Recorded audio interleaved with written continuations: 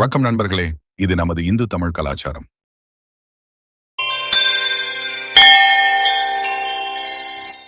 ஒரு மன்னன்னா அவன் எப்படி இருப்பான்? கோட்டைகளை கட்டுவான், பெரும் படைகளை வச்சிருப்பான், நிறைய நாடுகளை பிடிப்பான். இதுதான் பொதுவான மன்னர்களோட வரலாறு. ஆனா அவரோட சொந்த வாழ்க்கையில ஒரு சிவனடியாருக்காக தன்னையே மாய்த்துக்கிட்ட ஒரு மன்னனோட கதை உங்களுக்கு தெரியுமா? ஒருவர் ஒரு சிவனடியாருக்கு துன்பம் வந்ததுக்காக தன்னோட பட்டத்து யானையையும் தன் உயிரையும் கொடுக்க துணிஞ்சாரு. இன்னொரு தடவை போர்ல வெற்றி பெற்ற போதும் ஒரு சிவனடியார கொன்ன பாவம் தன்னை சூழ்ந்ததா நினைச்சு அரியணைய துறந்து நெருப்புக்குள்ள இறங்கினாரு. ஆமா, நாம இப்ப பார்க்க போறது சிவனடியார்கள் மேல அளவில்லாத அன்பு வச்சிருந்த சோழ மன்னனான புகழ்ச்சோழ நாயனார் பத்தின கதை தான். இந்த வரலாறு வெறும் ஒரு ராஜாவோட கதை இல்ல, பக்தியோட உச்சத்தை தொட்ட ஒரு மா மனிதனோட கதை. புகழ்ச்சோழர் சோழ நாட்டின் தலைநகரான உறையூர்ல இருந்து நாட்டை ஆட்சி செய்துட்டு வந்தாரு. அவர் சிவன் மேல பெரும் பக்தியும் பேர அன்பும் கொண்டவரா விளங்கினாரு. இவரோட பேர்ல இருக்கிற மாதிரியே இவரோட புகழும் எல்லா இடத்திலையும் பரவி இருந்தது. புகழ்ச்சோழர் தம்முடைய படை வலிமையாலும் இறைவனோட திருவருளாலும் பல அரசர்களை வென்று மன்னராக விளங்கினாரு. இதனால அவருக்கு வரி செலுத்தும் அரசர்கள் பலர் இருந்தாங்க. அவர் சிவனார் மட்டுமல்லாம அவர் தம் அடியவர் மேலையும் பேரன்பு வச்சிருந்தாரு. இதனால கோவில்களுக்கு பல திருப்பணிகள் செய்ததோட சிவன் அடியார்களுக்கும் அவர்கள் விரும்பியதை கொடுத்து அவர்களின் குறைகளை போக்கி வந்தாரு. அடியார்கள் முன்னாடி ஒரு பெரிய மன்னரா இருந்தாலும் தான் ஒரு சிவனடியார் மாதிரி ரொம்ப பணிவோட நடந்துக்குவாரு. ஒரு சமயம் கொங்கு நாடு மற்றும் குடகு நாடு உள்ளிட்ட மேற்கு திசை நாடுகளின் அரசர்கள் கிட்ட இருந்து வரி வசூல் பண்றதுக்கு ஏதுவா கரூருக்கு போய் தங்கினார். கருவூரில் எழுந்தருளி இருக்கும் ஆணிலை பெருமான கண்குளிர வழிபட்டு கருவூரிலேயே தங்கி இருந்தாரு. அப்போ ஒரு நாள் சிவகாமி ஆண்டாருங்கிற பழம்பெரும் சிவபக்தர் ஆணிலை பெருமான வழிபடுவதற்காக காலையிலேயே தோட்டத்துல இருந்து பூக்களை கூடையில எடுத்துக்கிட்டு கோயிலின் வீதியில நடந்து வந்துகிட்டு இருந்தாரு. அப்போ அந்த வீதியில வந்துகிட்டு இருந்த புகழ்ச்சோழ நாயனாரின் பட்டத்து யானை சிவகாமி ஆண்டாரின் பூக்கூடைய பறிச்சு கீழே போட்டுருச்சு.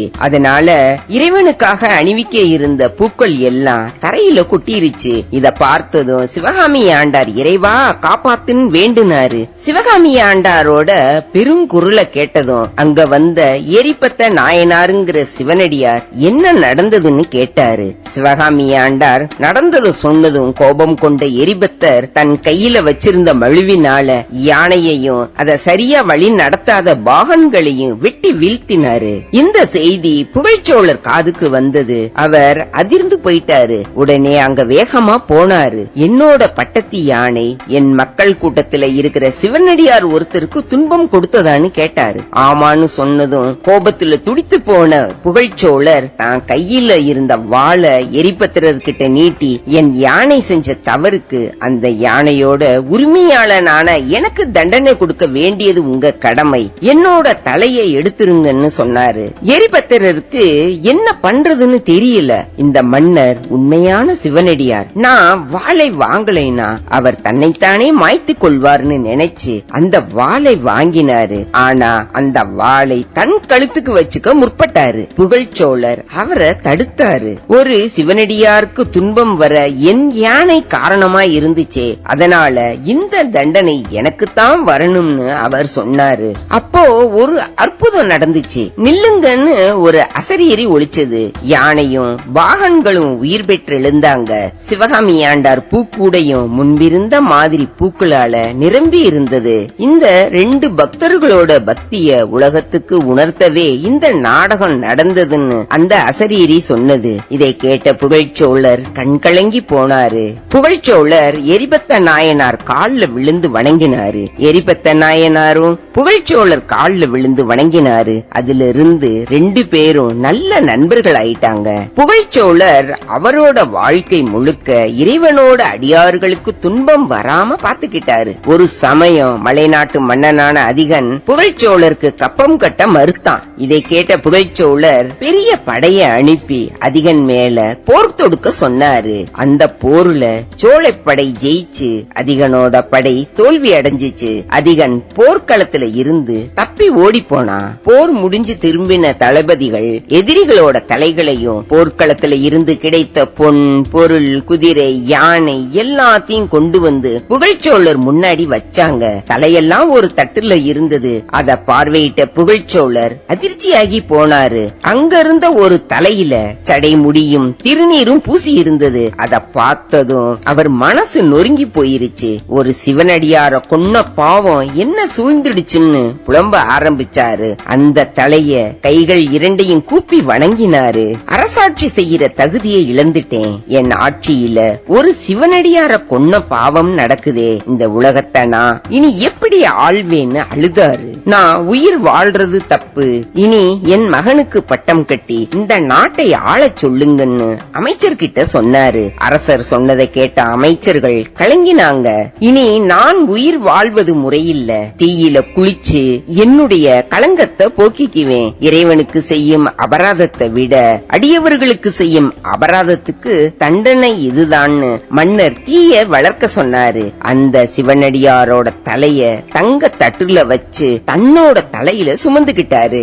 சிவனடியார்களுக்கு துரோகம் செஞ்சதுக்கு இதுதான் சரியான தண்டனைன்னு சொல்லி அந்த தட்டோடவே நெருப்புக்குள்ள இறங்கினார். அப்படி தன்னோட உயிரை விட சிவனடியார்கள் மேல இருந்த பக்தியும் அன்பும் தான் பெருசுன்னு புகழ்ச்சோழ நாயனார் நிரூபிச்சாரு. அதனாலதான் சுந்தரர் அவரோட திருத்தொண்ட தொகையில பொழில் கருவூர் துஞ்சிய புகழ்ச்சோழருக்கும் அடியேன்னு பாடி புகழ்ச்சோழ நாயனாரோட பக்தியை போற்றி இருக்காரு. இந்த வரலாறு உண்மையான பக்திக்கும் தியாகத்துக்கும் ஒரு பெரிய உதாரணம். புகழ்ச்சோழ நாயனாரோட குரு பூஜை ஆடி மாதம் கார்த்திகை நட்சத்திரத்துல கொண்டாடப்படுது. புகழ்ச்சோழ நாயனார் கடைசி போர்ல ஜெயிச்சு திரும்பி வரும்போதுதான் எதிரி தலையில ஒரு சிவனடியாரோட தலைய பார்த்து மனம் உடைஞ்சு போனாரு. அப்போ அவர் இருந்த இடம் கருவூர். அங்கதான் அவர் தீயில இறங்கி முக்தி அடைஞ்சதா சொல்லப்படுது. அதனால அவரோட முக்தி ஸ்தலம் கருவூர் தான். புகழ்ச்சோழரோட கதையில